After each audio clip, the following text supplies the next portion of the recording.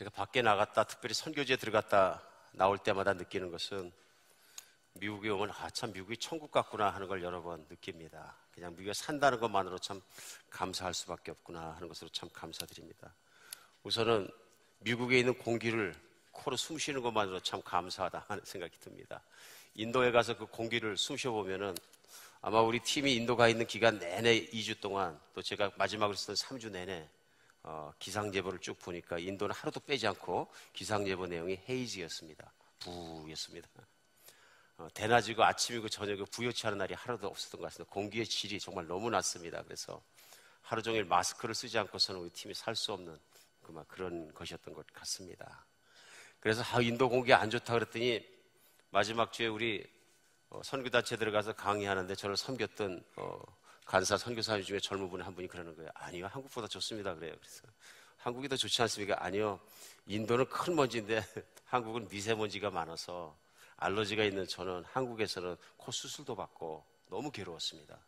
근데 인도가 오니까 뿌옇긴 해도 미세먼지가 적은가 봐요. 코가 그래도 숨쉴만 해서 감사하고 있습니다. 야, 이 감사도 종류가 참 여러 가지가 있구나 하는 걸 느꼈습니다. 공기가 깨끗해서 숨 쉬는 것만으로 천국을 느낄 수 있을지 모릅니다. 물도 깨끗한 것 같습니다. 저희 어렸을 때 못 사는 건 똑같은 것 같아요. 제 초등학교 때 충청도에 있는 저희 고향에는 전기가 안 들어왔는데요. 그러니까 오늘날 인도나 후진국에 있는 사는 삶이나 제가 어릴 때 살았던 삶이나 크게 다르지 않습니다. 그런데도 생각해 보니까 제가 어릴 때 우리 고향에는 정말요, 뒷산이 높고 잘라야 될 나무가 있었고 긁어야 될 가랑잎이 있었습니다. 그리고 앞에 보면 정말로 강이 흐르고 있어서 고기도 살아있고 깨끗해서 따로 목욕탕이 필요 없는, 강에만 나가면 깨끗하게 닦을 수 있고 놀 수 있고 고기 잡을 수 있는 맑고 깨끗한 강이 물이 있었습니다. 그래서 산 높고 물이 맑은 그 고향이 늘 생각이 나는 거죠. 근데 이제 사역 지나가서 이렇게 보면 정말 당연히 있어야 될 깨끗한 물이 없어가지고 고통을 받는 수많은 사람들을 우리는 볼 수 있습니다. 또 체험할 수 있고요. 그런 걸 보면 공기가 깨끗하고 물이 맑은 것만으로도 하나님께 감사하고 감사할 일이구나 하는 생각을 해봅니다. 국민 소득으로 따지면 어떻게 얘기할 수가 없는 것이, 제가 다녀와서 각 국가별 연간 국민 소득으로 따져보니까 1등 하는 나라에서 172등 하는 나라까지 있는데 1등 하는 나라는 연간 소득이 1인당 한 11만 불 정도 되더라고요. 평균. 근데 꼴등 하는 나라는 말라위라는 아프리카의 나라에 있었는데 얼마인가 보니까 연간 국민 소득이 220불이에요. 그 차이가 진폭이 어마어마합니다. 재정적으로는. 정말 어마어마한 거죠. 물론 인도가 한 1,500불 되는 것 같고요. 방글라데시가 한 500불 되는 것 같습니다. 연간에. 그러니까 국민 소득으로 따진다면 그 진폭이 어마어마한 거죠. 이제 그렇게 보니까 참 미국에서는 제일 못 사는 것도 천국 같은 삶이 될 수밖에 없겠구나. 물질적으로는 그렇습니다. 그런 생각이 들었습니다. 정치적인 안정도에서도 마찬가지인 것 같습니다. 못 사는 나라일수록 정치적인 안정을 갖고 있는 나라가 그렇게 많지 않은 것 같습니다. 특별히 이번에 방글라데시를 잠깐 방문했었는데요. 다른 분은 어떻게 느끼시는지 모르지만 저는 배운 게 너무나 많습니다. 그 중에 하나가 뭐냐 하면요, 정치적으로 안정된 나라에 사는 것이 정말 감사한 일입니다. 저희들 수도 다카에 내려서 쿨라라는 지역에 한 8시간 버스 타고 들어가서 사역을 잠시 하다 나왔는데요. 쿨라에서 나오던 날 버스를 타고 8시간 돌아와야 되는데 파업이 진행되고 있어서 타고 갈 버스가 없었습니다. 돌아가야 하는데. 그냥 파업이 아니고 정치적인 야당이 극단적인 회교파를 충동해서 전국에 데모를 일으키고 소동이 일어난 그런 시기였습니다. 그러니까 다니는 버스도 없고 잘못 나가다가는 데모대 만나면은 사람이 상할 수도 있고 위험한 상황이었다, 그런 얘기입니다. 현지에서는 그것들을 아시니까 많이 기도들 하셨던 것 같습니다. 그래서 하나님의 은혜로 쿨라에서 나오면서 경찰서에서 추락했다 경찰들을 태워가지고 우리 버스 앞에다가 외국인들이 있기 때문에 특별히 버스를 에스코트 해주셔가지고 평상시에 8시간 걸렸던 걸 6시간 만에 수도 다카까지 고속도로가 다 비어있어서 잘 나올 수 있었습니다. 나중에 알고 보니까 현지에 있는 선교사님들이 서로 카톡이니 뭐니 연락을 하셔서 한국에서도 수천 명들이 그때 기도했다. 팀이 잘 빠져나오도록. 우리는 뭣도 모르고 빠져나왔지만 하나님의 은혜, 기도하는 동역자들의 감사함이라고 저는 생각을 합니다. 정치적으로 안정이 안 돼 있으니까 들어갈 땐 마음대로 들어가는데 나올 땐 마음대로 못 나오는 거예요. 가만히 보니까요. 무서운 일이죠. 우리가 아무리 인생을 편안하게 사는 것 같아도 그런 정치적인 안정감 없이는 결코 평안하게 살 수 없다는 것을 다시 한번 느낄 수 있었습니다. 뭐 이런 것 저런 것 생각하니까 미국에 들어와서 보면 겸손해질 수밖에 없습니다. 좋은 공기 숨쉬고 좋은 물 마시고 안정된 정치 속에 살아가는 것만 해도 하나님 천국입니다. 생각지 않을 수가 없습니다. 그뿐만 아니라 내려서 보니까 뭐 가스값이 뭐 1불 90까지 떨어졌다 그래서 미국이 살기가 점점 좋아지는구나 하는 감사한 마음이 들었습니다. 물질적으로 풍요하고 우리가 살기에 좋으면 막 천국 같다 그런 얘기 이렇게 쉽게 할 수 있습니다. 왜냐하면 피부에 닿기 때문에 그렇습니다. 이 체감 지수가 높기 때문에 내가 편안하고 안정됐다고 생각하면 야 천국 같다 금방 느낄 수 있습니다. 그러니까 많은 사람들이 천국을 정말 강구할 때 그런 편안함과 그런 것 안락함 때문에 천국을 강구하는 경우가 많이 있는 것 같습니다.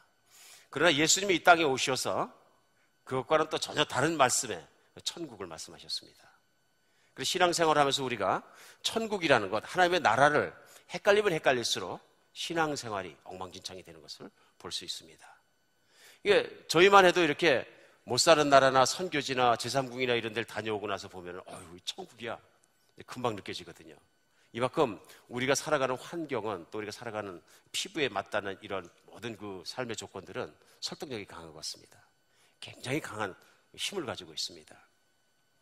근데 예수님께서는 그걸 천국이라고 말씀하지 않으십니다. 편안하고 안락하고 안전하고 안정된 그런 삶 그 자체를 천국이라고 말씀하지 않으십니다. 그래서 예수님과 함께 3년 반을 지냈던 제자들도 그런 딜레마에서 빠져나가질 못합니다. 심지어는 예수님이 십자가에 못 박히시고 부활하신 것까지 체험한 제자들이 진정한 천국의 의미를 잘 파악하지 못합니다. 그래서 오늘 본문은 사도행전에서 시작하자마자 예수님께서 제자들에게 부활해서 40일을 계시면서 하나님 나라의 일에 대해서 말씀하셨다 그럽니다. 그래서 사도행전은 그 처음 시작하면서 보면 예수님께서 사도행전 1장 3절에 보면요, 그 고난받으신 후에 또한 그들이 확실한 많은 증거로 친히 살아계심을 나타내서 40일 동안을 그들에게 보이셨다. 그러니까 40일 동안을 제자들과 함께 계셨다 이런 얘기예요. 부활하시고 나서 그때 하신 일이 뭐냐 하면 하나님 나라의 일에 대해서 말씀하셨다 그래요. 그러니까 예수님은 이 땅에 계시는 33년간 가장 중요하시고 가장 크게 알리신 일이 뭐냐면 천국 곧 하나님 나라의 일에 대해서 이루시고 알려주신 일이에요. 그래서 40일간 하신 일도 뭐냐면 하나님 나라의 일에 대해서 말씀하셨는데 그러고 나서 4절에 보면 사도들에게 분부를 하시면 뭐라 그러시냐면요, 예루살렘을 떠나지 말고 내게 들은 바 아버지께서 약속한 것을 기다리라. 아버지께서 너희에게 약속하신 것을 기다리라 하고 말씀하십니다. 그런데 오늘 제자들은 본문 6절에 보면요, 그들이 모였을 때 예수께 여쭈어 이르되 주께서 이스라엘 나라를 회복하시면 이때니까 하고 물어봅니다. 그러니까 아버지께서 약속하신 것을 꼼짝하지 말고 주실 때까지 기다려라. 그러니까 약속하신 것에 대한 초점을 무엇으로 받아들이냐면요, 이스라엘 나라의 회복으로 보았습니다. 그러니까 그 말씀이 끝나자마자 이스라엘 나라가 회복되는 게 바로 이때입니까? 그러니까 성령을 주시겠다 하고 말씀하시니까 성령을 주시는 목적이 이스라엘 나라를 회복시키는 것입니까? 하고 물어봅니다.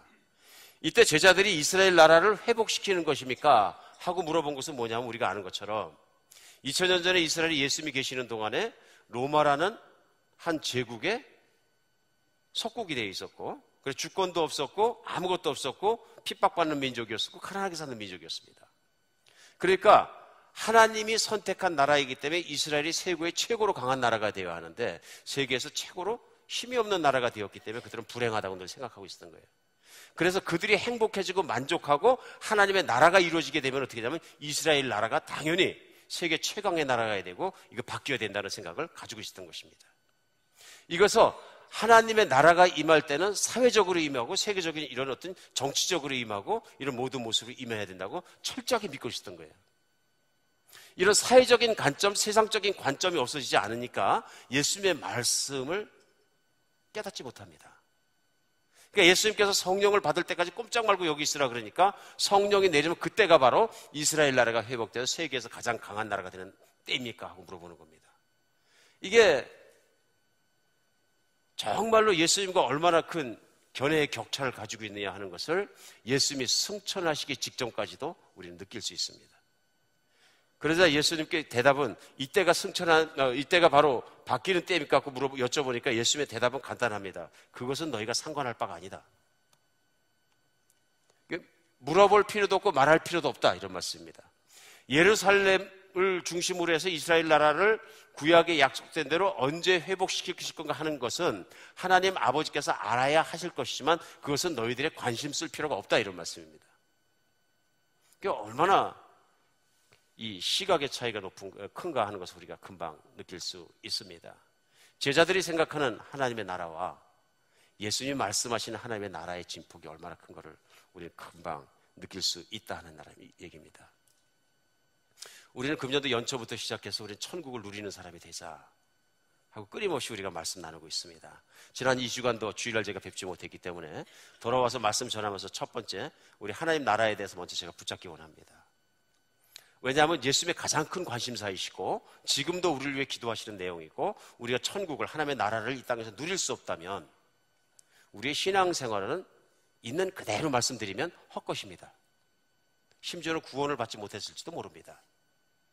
구원이라는 것은 무엇이냐 하면요, 세상 나라에서 옮겨서 하나님 나라로 옮겨지는 것입니다. 근데 하나님 나라로 옮겨진 사람의 모든 관심사가 다 이 세상에서 잘 먹고 잘 사는 것 뿐이라면 어쩌면 구원을 받지 못한 것입니다. 이게 왜 이렇게 심각한 문제냐면요, 얼마나 많은 사람을 구원받느냐 하는 문제보다 더 중요한 것은 얼마나 정확하게 하나님 말씀을 통해서 구원의 실체를 알고 있느냐 하는 것입니다. 구원은 세상에 속해 있고 세상에 빠져 있고 나중에는 정죄를 받을 수밖에 없는 하나님 나라에 소속되지 않은 사람이 예수 그리스도께서 십자가에 못 박혀 죽으심으로 그 정말 그의 죽으심이 나의 죽음이 되고 그 죄값이 갚아지고 그 피의 대가로 말미암아서 하나님 나라로 옮겨졌다는 것이죠.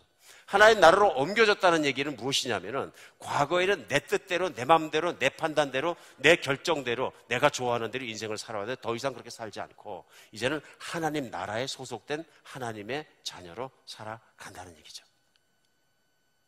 그래, 하나님 나라라는 건 이스라엘에 있는 사람들이 생각했던 것처럼 이스라엘을 중심으로 지정적으로 어떤 지리적으로 이렇게 이루어가는 하나님의 나라기보다는 하나님이 통치하시는 통치권에 소속된 것입니다. 하나님 나라 밖에 있는 사람들은 왜 밖에 있는 겁니까? 쉽습니다. 자기 마음대로 살아가니까, 자기 육신의 욕망대로 살아가니까 하나님 나라 밖에 있는 것입니다. 하나님 나라 안에 있는 사람의 특징들은 뭐냐면 바로 하나님 나라에 대해서 마음 쓴다 하는 얘기입니다. 오늘 그래서 여러분과 제게는 중요한 게 뭐냐면요, 예수님이 말씀하시는 하나님의 나라에 대한 관점과 우리의 관점이 같아져야 합니다. 이것이 만나서 같아지지 않으면 우리의 신앙생활은 헛것이 될 수 있다는 얘기입니다. 그렇기 때문에 아무리 사역을 많이 해도 아무리 열심히 일했어도 나중에 헛것이다 할 수 있는 건 왜 그러냐면 예수님의 뜻을 모를 때 그렇게 된다 하는 얘기입니다. 제가 이번에 인도 선교 가서 좀 걱정되는 것들이 있었습니다. 네, 그럴 수밖에 없습니다. 우리는 다 선진국에 간 사람들이고요, 그들도 압니다. 자기들은 하루에 5불을 벌기 위해서는 몸부림을 쳐야 되는데, 그리고 많이 배운 사람들도 그 정도밖에 못 버는데, 우리 선진국에서 온 사람들에게 5불이라는, 5달러라는 건 큰 가격은, 큰 그 가치는 아니라 하는 얘기입니다. 그런 격차를, 국민 소득의 격차를 자기들도 알고 있고 다 느끼기 때문에 자연적으로 무슨 기대를 갖게 됩니까? 아마도 그동안 섬겼던 것이 아니라 서양에서 선진국에 오선 그 종교와 그 사람들을 따르면은 뭔가 좋은 것이 있지 않을까. 그런 막연한 기대를 가질 수 있습니까? 없습니까? 있다는 얘기입니다. 자기들은 노력해서 자기들의 힘과 노력으로 교회를 하나 지으려고 그러면 온 동네가 sacrificial funding, 소위 모든 허리를 쪼쪼라매면서 세 끼 먹을 거 두 끼 먹어가면서 혹은 한 끼 먹어가면서 1년이고 2년이고 10년이고 뭐야? 무슨 교회를 하나 지을 수 있는데, 외국 사람들이야 그냥 그것이 시샘말로 얘기해서 끔값 아니겠느냐, 이런 생각을 할 수도 있다는 얘기입니다. 그러면서 참 많은 생각을 하게 되었습니다. 자칫 잘못해서 금전이 개입된 선교를 하다 보면 그들이 하나님 나라를 잘 모를 수도 있다. 내가 피를 흘려가면서도 희생의 대가를 치러가면서라도 예수 그리스도 나를 사랑하심을 알고 그 나라를 위해 사랑하고 그 나라를 세운다는 순수한 신앙보다는 잘못은 말하지 않았지만 기대하는 신앙이 생기지 않겠느냐. 쉽게 얘기하면 마치 거지 근성처럼 얻어먹는 마음처럼 하는 그것이 생기지 않겠느냐 하는 생각이 많이 들었습니다. 그래서 그 민족과 그 백성과 그 사람들을 진정으로 사랑한다면 차라리 돈 하나도 없는 그들과 똑같은 모습이 되어서 똑같은 삶을 살아가면서 그렇게 복음을 알려드리고 복음 그 자체가 이르도록 하는 게 맞구나. 그러면서 기도할 때 제 마음속에 갑자기 떠오른 말씀이 있었습니다. 사도 베드로와 요한이 금과 은은 내게 없거니와 예수의 이름으로 일어나 걸어라. 금과 은을 바라는 그 사람에게, 안진뱅이에게 내게 필요한 것은 금과 은이 아니라 예수님이다. 예수님만 믿으면 내가 일어나 걸을 수도 있고 영원히 살 수도 있고 모든 복을 다 누릴 수 있고 하나님 사랑받을 수 있고 하나님 나라 안에 살 수 있는데 내게 하나님 나라가 임할 것이라. 금과 은은 내게 없거니와 너는 일어나 걸어라. 예수의 이름으로가 얼마나 중요합니까? 예수의 이름으로 일어나 걸어라. 선교라는 것도 생각해보면은 당장 그들이 부자가 되는 것과 어떤 가난의 굴라에서 수천년간 물려있던 가난의 멍에서 벗어지고 튀어나오는 것도 중요한 일이지만 그보다 중요한 일은 뭐냐면요, 금과 은은 내가 없을지라도 우리가 전해진 그 예수의 이름으로 그들이 정말 천국을 체험하는 것이 훨씬 더 중요한 것이다. 다음부터 우리 선교팀 나갈 때는 찝차 안 탑니다. 다시는 안 타요. 이제는 배낭 메고 들어가서 텐트 치고 그들이 사는 그 가난한 집 가운데서 그들의 음식 먹어서 같이 살자. 그러니까 가만히 생각해 보니까 선교라는 건 반드시 희생의 대가 위에 세워지는 거예요. 지금도 의롭게 살고자 하면 너희가 핍박을 받으리라 그러는 게 지금도 마찬가지예요. 미국이든 한국이든 어디든 복음대로 살려고 그러고 복음대로 선포하고 말씀대로 살려고 하나님대로 살려고 그러면 사람들에게 비난받고 핍박받고 얼마든지 할 수 있어요.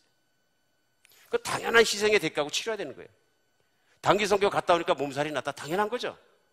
물 바꿔 먹고 몸살 날 수도 있고. 그러니까 나는 안 났으면은 감사히 여길 것이 교만해질 일은 아니다. 왜냐하면 치러야 될 희생의 대가들이기 때문에. 희생의 대가 없이 치러지는 건 아무것도 없습니다. 이루어지는 것은.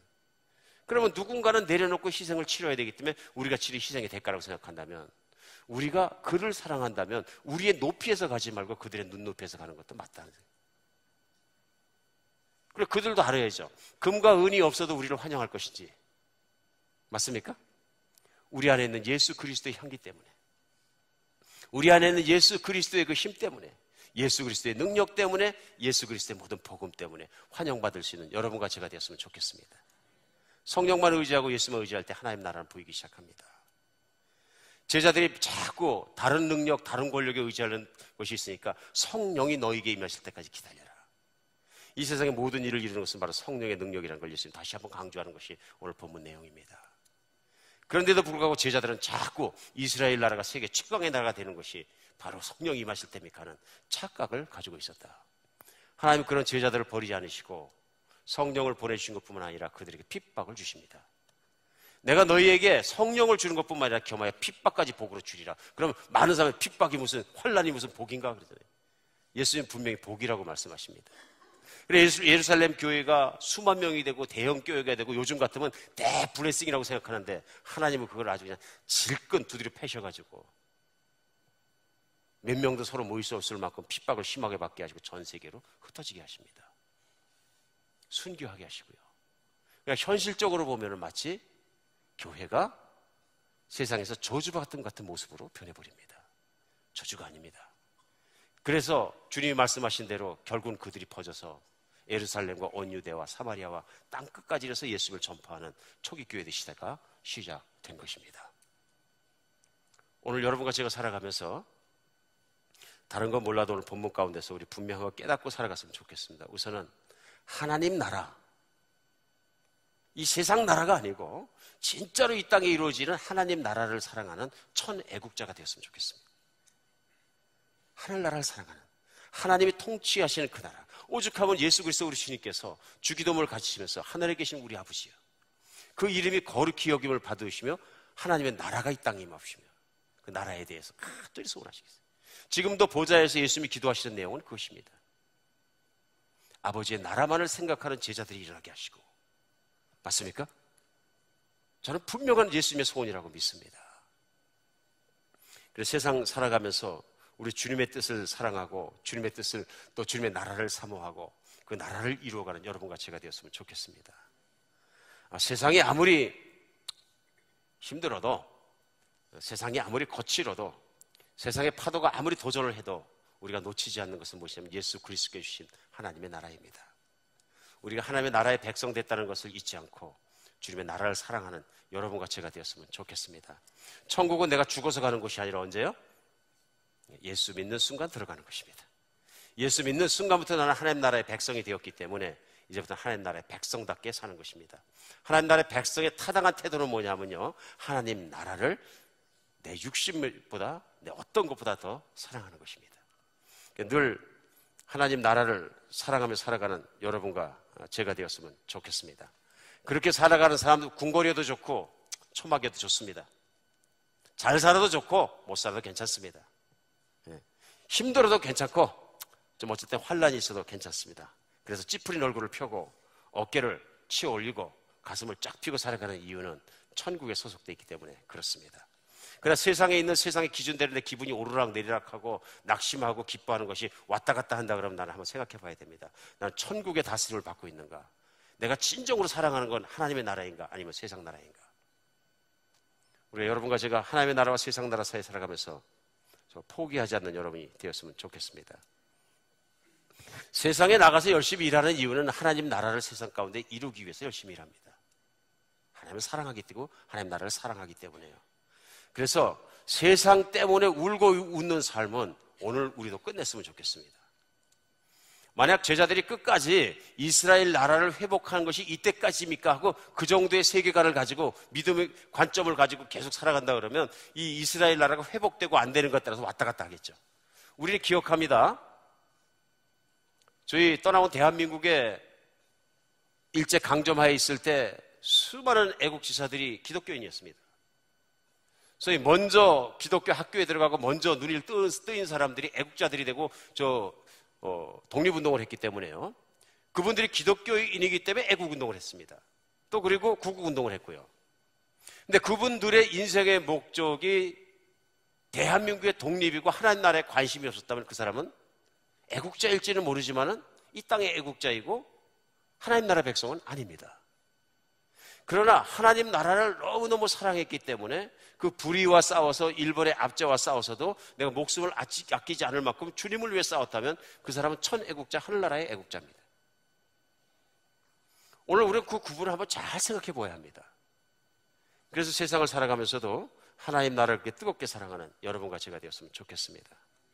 오늘 본문 우리에게 가르쳐주는 것도 있습니다. 우리는 천애국자, 하나님 나라를 사랑하는 사람으로 세상에 살아가야 되는 것뿐만 아니라 하나님 나라를 이루어가는 사람이 되었으면 좋겠습니다. 오직 성령이 너희에게 임하시면 너희가 권능을 받고 너희가 예루살렘과 온 유대와 사마리아와 땅끝까지 이르러 내 증인이 되리라.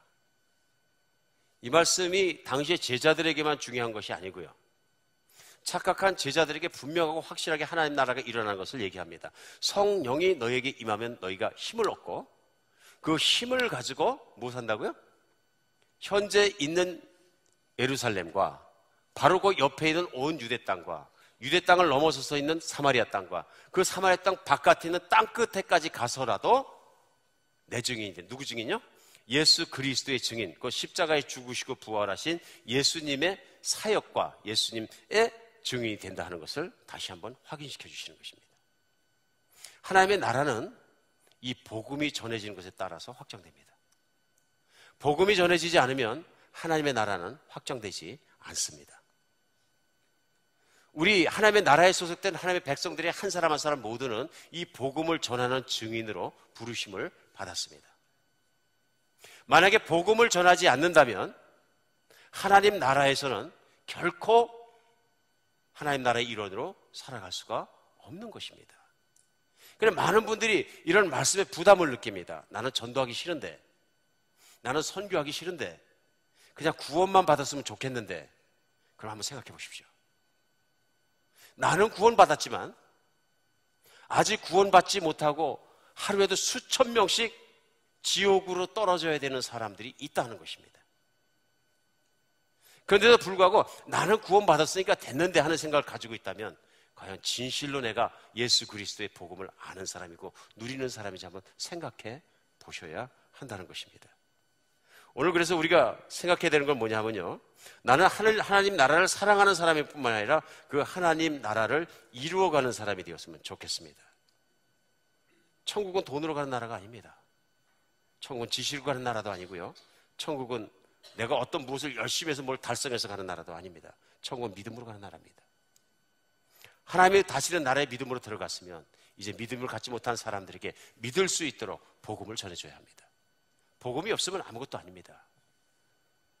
우리가 아무리 사람을 열심히 섬길 수 있지만 정말 우리 선교 갔다 오는 캘커타 지방에서 평생을 버려진 사람들을 사랑하고 그들을 위해 사랑하며 섬기기 같은 마다 테레사처럼 사람들을 사랑할 수 있지만 사랑하는 것만 가지고는 아무것도 되지 않습니다. 그거는 빌 게이트도 하는 일이고 믿음이 없는 사람들도 다 하는 일입니다. 그것만 가지고는 되지 않습니다. 세상에서는 진짜 중요한 것입니다. 그 금과 은은 내게 없거니와 예수 그리스도의 이름으로 일어나 걸어라 하는 그 예수 그리스도의 이름의 권세를 우리는 알아야 합니다. 반도 그 복음, 예수 그리스도의 복음을 전해주지 않는다면 사람들이 하나님 나라를 들어갈 수 있는 길은 없는 것입니다. 지금 이 순간에도 인도에 있는 10억이 넘는 사람 중에 정말로 많은 사람들, 절대 다수는요, 예수님의 이름이나 예수님의 복음을 아직 들어보지 못했습니다. 정말입니다. 그래서 제가 생각할 때 이제 다음 기부터는 들어가서 어느 선교사님도 그렇게 해본 적이 그렇게 해도 될까요? 그러시는데 저는 그렇게 생각합니다. 주님이 막아주신다고 생각합니다. 배낭 메고 들어가서 각 마을에 들어가서 수백 명씩 뛰어올 겁니다. 분명히 외국인을 본 적이 없기 때문에. 그러면 이틀 밤이든 3일 밤이든 거기다가 영화 막 하나 걸어놓고 예수 필름을 갖다가 매일 저녁 돌려줘야 돼요. 그러다가 핍박받아서 죽는 건 진짜 순교입니다. 병 걸려 죽어도 순교고요. 왜? 복음을 전하다 죽었으니까요. 기가 막힌 얘기를 들었습니다. 우리 선교사님들 막 안 된다 그러는데 이번 선교단체에서 강사를 1주간을 섬기면서 알은 사실이에요. 이걸 나눴더니 저희는 일부 제자들이 그렇게 하고 있습니다. 실적이 어떻습니까? 그랬더니 저희 현지에 있는 인도인 제자들이나 네팔 사람이나 주변국에 있는 제자들이 제자 훈련을 받고 3개월간 아우리치를 해서 마을마다 돌아가서 그들과 함께 살며 사는데 핍박받으면 도망가서 옆에 동네로 가고 환영하면 거기서 예수님 필름 돌리고 하는데 보통 1인당 수만 명에게 복음을 전합니다. 3개월 동안. 결신자도 막 몇만 명씩 생깁니다. 한 명이 들어가도. 추수기가 분명한 겁니다. 자꾸 어떤 분들은 안 된다 그러시는데 분명히 체험한 사람들 된다 그러시는 거예요. 누가 맞겠습니까? 시도한 사람이 맞는 겁니다. 시도 안 한 분들은 자기가 어떤 한계를 딱 그어놨기 때문에 머릿속에서 하고 계신 겁니다. 한비전교회가 끊임없이 기도하면서 하나님 나라를 이루어가는 여러분과 제가 됐으면 좋겠습니다. 그러므로 오늘 우리가 본문으로 같이 나눈 사도행전 1장 8절 말은 정말 중요합니다. 오직 성령이 너에게 임하시면 너희가 권능을 받고 예루살렘과 온 유대와 사마리아와 땅끝까지 이르러서 내 증인이 되리라. 성령이 임하셨는데 복음을 전하지 않는다면, 성령이 임하셨는데 전하지 않는 교회가 된다면 그럼 무슨 성령인지 한번 생각해 볼 문제인 거죠.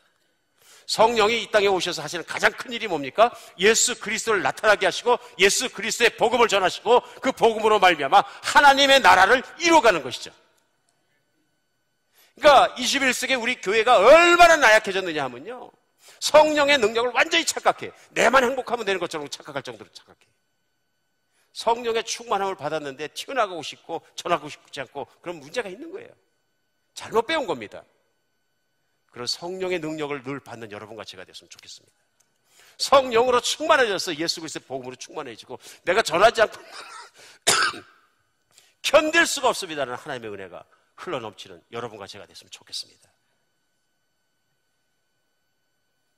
제가 이번에 마지막 주 마지막 날에 우리 현재 있는 사역단체 30살 먹은 젊은 선교사님 인도를 따라서 우리 한 가정, 마지막까지 남았던 한 가정과 함께 바로 캘커타 지역을 최초로, 그러니까 우리 개신교 최초의 선교사라 그래서 이제 선교의 아버지다 부르는 윌리엄 캐리가 젊은 날 들어가서 평생을, 수십 년간 평생을 그 캘커타 지방에서 사역을 하셨습니다.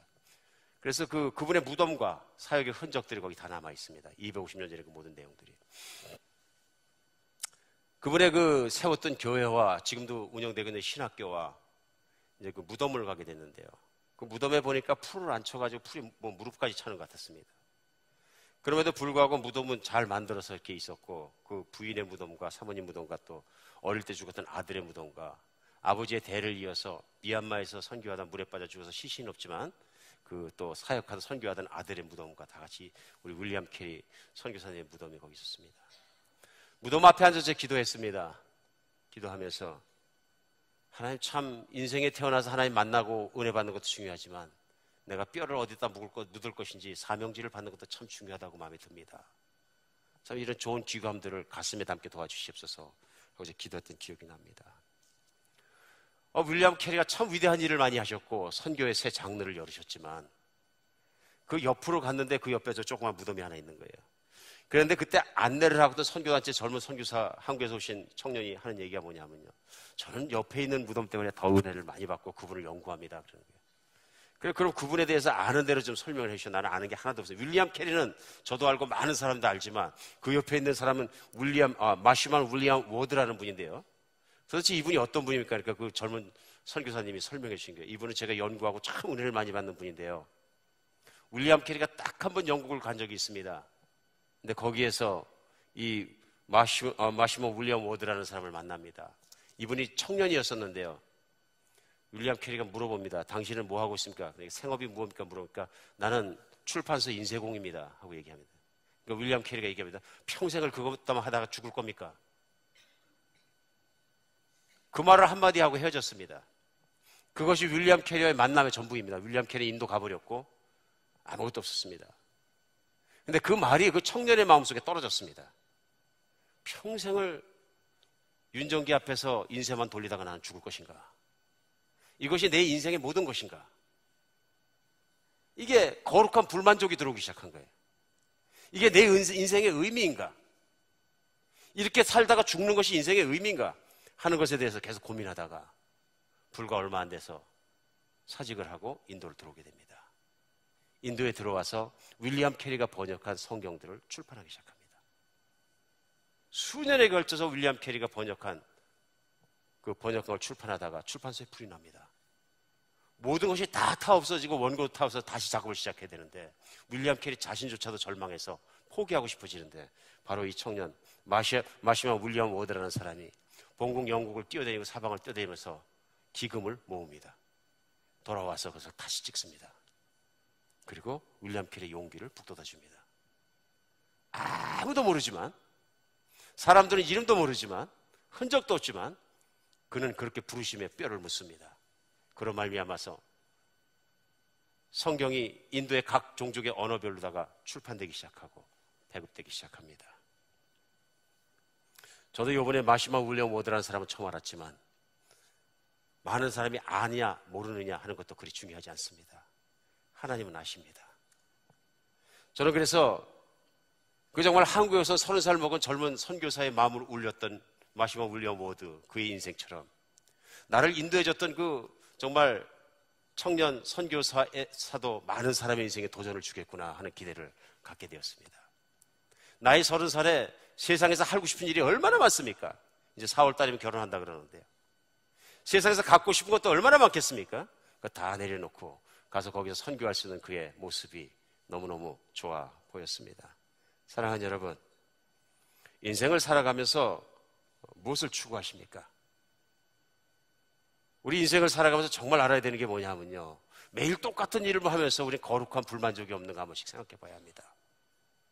내 인생은 이걸 위해서 이렇게만 살아도 되는 건가 한번 다시 한번 점검해 보는 것도 필요하다고 생각합니다. 우리가 인생을 살면서 하나님의 말씀을 알면서도 말씀대로 하나님 나라를 위해서 살지 못하는 가장 큰 이유는 뭐냐면요, 우리는 세상의 삶의 방식대로 너무너무 쉽게 훈련되어 있습니다. 제자들이 이스라엘만 생각하는 것처럼 그렇게 생각이 훈련되고 삶이 훈련됐던 것처럼 우리도 세상적인 방식으로 훈련되어 있습니다. 세상적인 방식은 뭐냐면요, 안정감 있게 사는 것이 잘 사는 것입니다. 그러니까 세상에 있는 사람은 항상 security, 안정감을 추구하도록 훈련되어 있습니다. 안정감을 많이 갖고 은퇴를 잘 준비하면 준비할수록 나는 인생에 성공했다고 생각하고 착각하기가 쉽습니다.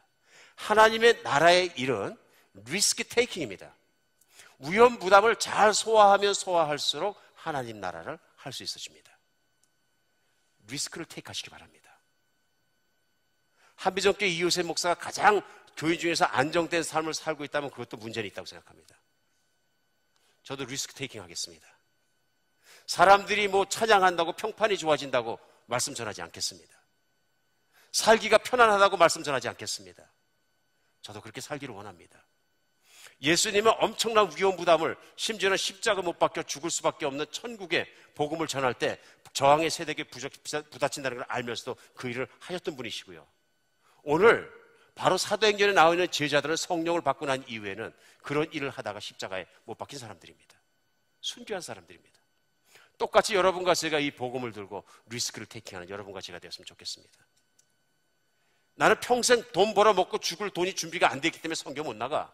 나는 전도하려고 해도 창피해서 나는 못해. 리스크 테이킹, 그 위험 부담을 우리는 테이크해야 됩니다. 그 라인을 넘어가기 이전에는 우리는 진정한 그리스도의 길을 살아갈 수 없다는 얘기입니다. 세상은 항상 나의 만족과 나의 부담감 없는 인생을 사는 것 그 자체에 만족할 수 있도록 훈련하는 곳입니다. 세상을 따라가면 망하지만, 육신을 따라가면 망하지만 성령을 따라가면 하나님의 또 칭찬이 있습니다. 사랑하는 여러분, 하나님 나라를 세워가는 여러분과 제가 되었으면 좋겠습니다. 하나님 나라를 세워가는 사람들은 이렇게 위험 부담을 끌어안는 사람들입니다.